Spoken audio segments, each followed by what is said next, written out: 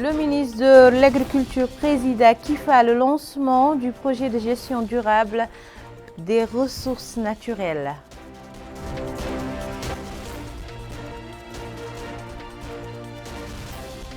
Des pluies torrentielles occasionnent des dégâts dans certaines localités de la wilaya de Lassaba et les autorités administratives se rendent sur les lieux.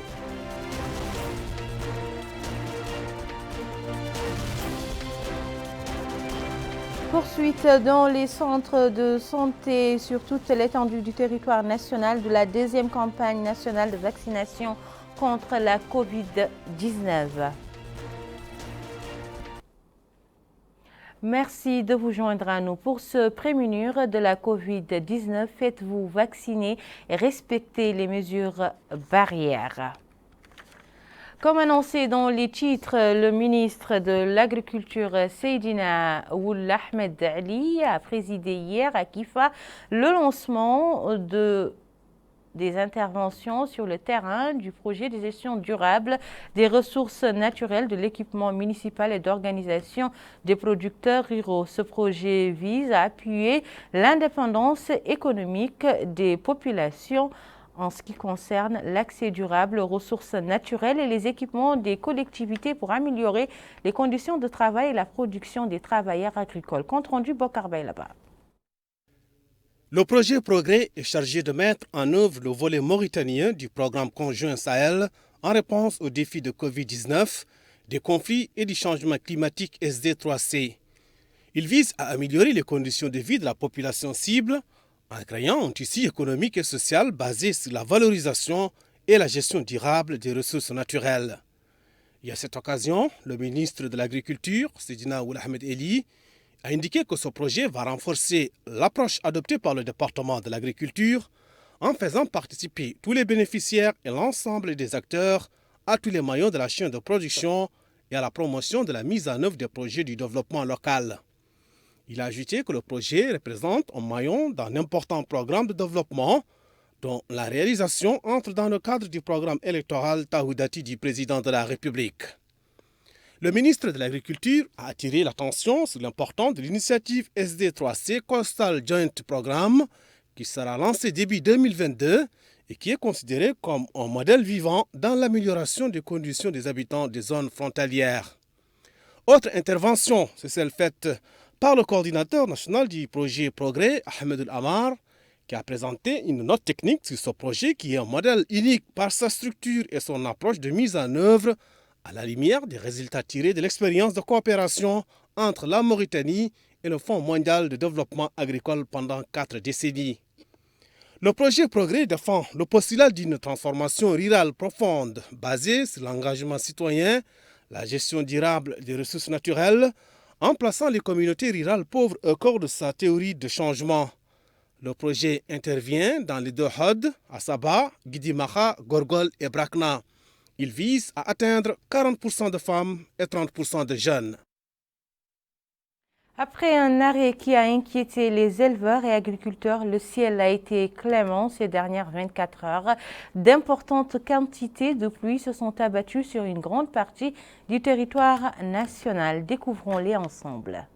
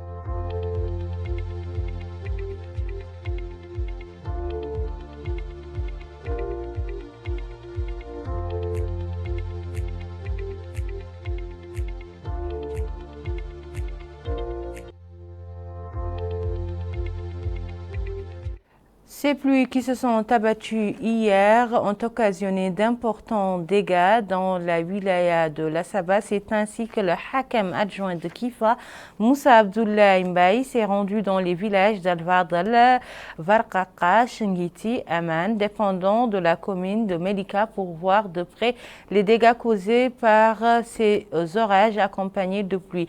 Les dégâts ont entraîné la chute de dizaines d'habitants, sans faire heureusement de blessés. Le hakam adjoint de la Muqata'a de Kifa a affirmé que les dommages ont été enregistrés et seront soumis aux autorités concernées pour trouver les solutions appropriées.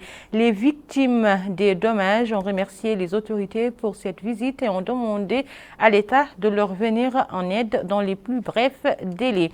Je vous invite à présent à prendre connaissance de la dernière situation épidémiologique relative à la pandémie de la Covid-19 dans notre pays avec ce bulletin quotidien du ministère de la Santé.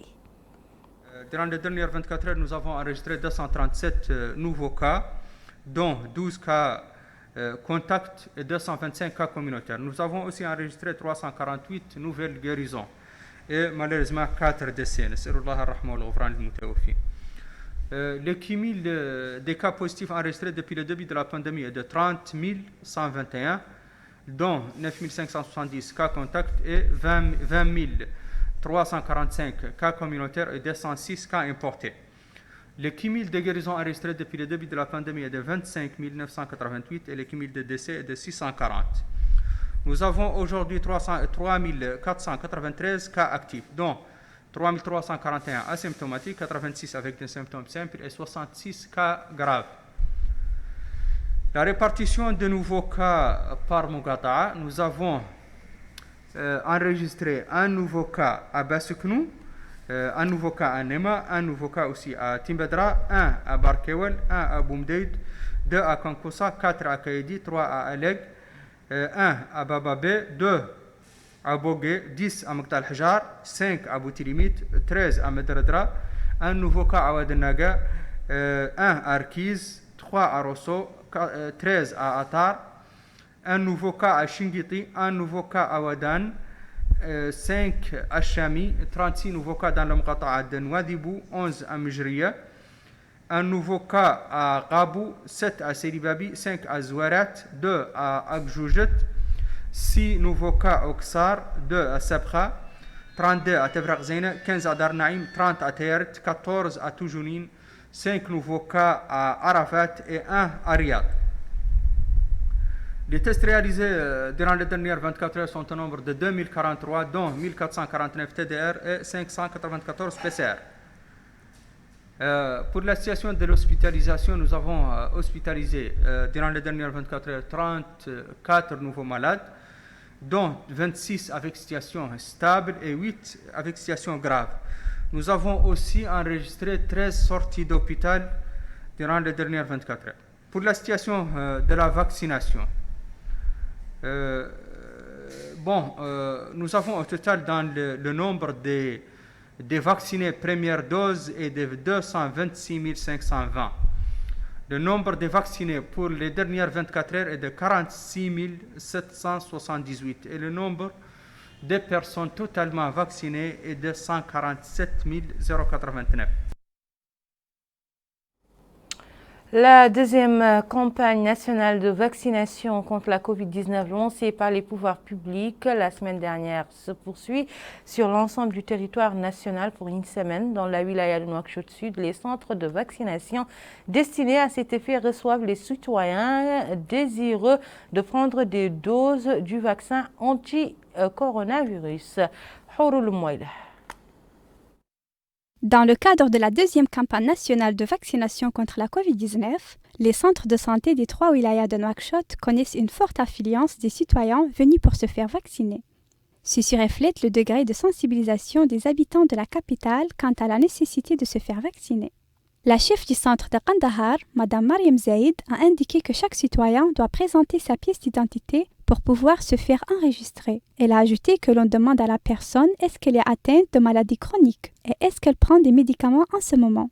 La chef du centre de vaccination à Arafat, Mme Hafsa Kone, a indiqué que cette campagne de vaccination durera une semaine. Les personnes sont vaccinées avec Johnson & Johnson. C'est un vaccin à dose unique, dit-elle. Le médecin-chef du centre Ibn Sina, relevant de la Mourata'a d'Arafat, a indiqué que les centres de santé de la capitale ont connu une forte affluence des citoyens, ce qui reflète le degré de prise de conscience des Nouakchotois quant à l'importance de se faire vacciner. Cette campagne de vaccination se poursuivra dans les 3 wilayas de Nouakchott, dans l'objectif de vacciner le maximum de citoyens. Direction l'intérieur du pays où la campagne de vaccination contre la Covid-19 bat son plein, notamment à Kéidi, Sélibabi et Ayoun. Bokar Belaba. 4e jour de campagne de vaccination contre le coronavirus. À Ayoun, chef-lieu de la wilaya de Khod al-Gharbi, le centre de santé ne désemplit pas depuis le début de l'opération. Les habitants viennent de tous les coins de la ville pour se faire vacciner. D'ailleurs, les personnes vaccinées affirment dès le lancement de la campagne, elles ont rapidement adhéré à cette décision car on ne transige pas avec les questions liées à la santé. Dr Mokhtar Ebeb est le superviseur de la campagne de vaccination au niveau régional, explique que rien n'a été laissé au hasard pour que l'opération se déroule dans de bonnes conditions. Autre témoignage, c'est celui du vice-président du conseil régional de Khod al-Gharbi, Mohamed Lamine, qui indique que la campagne touchera tous les endroits à forte fréquentation populaire comme les marchés hebdomadaires. À Sélibabi, au Guidimaha, c'est le lycée qui a servi de cadre pour cette campagne de vaccination. Visiblement, les habitants ont répondu présents. Confirmation avec cette infirmière qui fait partie de l'équipe médicale. Elle affirme que le nombre de personnes venant pour se faire vacciner va crescendo et cela est de bon augure. Alors, qu'en pensent les personnes vaccinées justement? Elles affirment que face à un fléau qui frappe de plein fouet notre pays, il est nécessaire de se prémunir, donc de prendre une dose de vaccin. Dans le quartier Adala de la ville de Sélibabi, la sensibilisation sur l'importance de la vaccination est bien passée. Les acteurs de la société civile ne sont pas en reste, comme cet homme qui affirme que la campagne de vaccination bénéficie aussi de l'appui des personnes de bonne volonté. À Kéidi, là aussi, c'est la même atmosphère. L'heure est à la vaccination. Le centre de santé fait figure de vaccinodrome.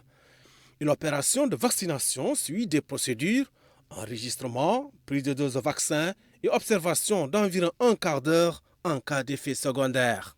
Cet homme affirme que l'opération de prise de vaccin ne prend pas beaucoup de temps, appelant d'autres à faire de même. Sirata Samake est superviseur de la campagne de vaccination au niveau du centre de santé de Kéidi, explique que l'affluence est déjà visible. Les habitants ont répondu présents. On ne le dira jamais assez. Se faire vacciner, c'est se protéger, mais aussi protéger ceux qui nous entourent. Se faire vacciner, mais également respecter les mesures barrières, c'est le maître mot de la campagne de sensibilisation lancée par l'Association des femmes dans la wilaya de Dakhlet Nouadhibou. Une initiative qui intervient en parallèle avec la seconde campagne nationale contre la Covid-19. Les organisatrices ont mis l'accent sur l'importance de la vaccination massive et du respect des mesures barrières édictées par nos institutions sanitaires telles que le port du masque, le lavage régulier des mains à l'eau et au savon et d'éviter tout rassemblement de plus de 10 personnes.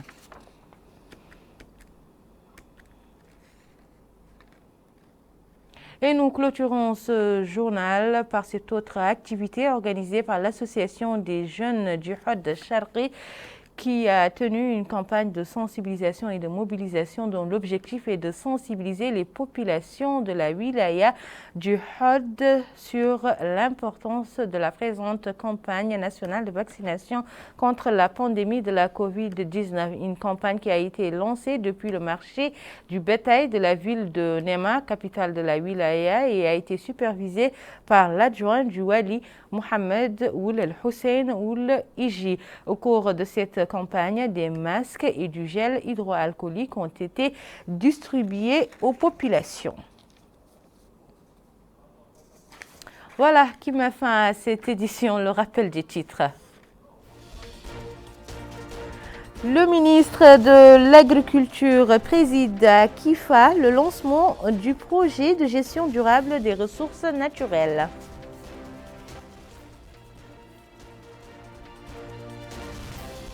Des pluies torrentielles occasionnent des dégâts dans certaines localités de la wilaya de Lassaba et les autorités administratives se rendent sur les lieux.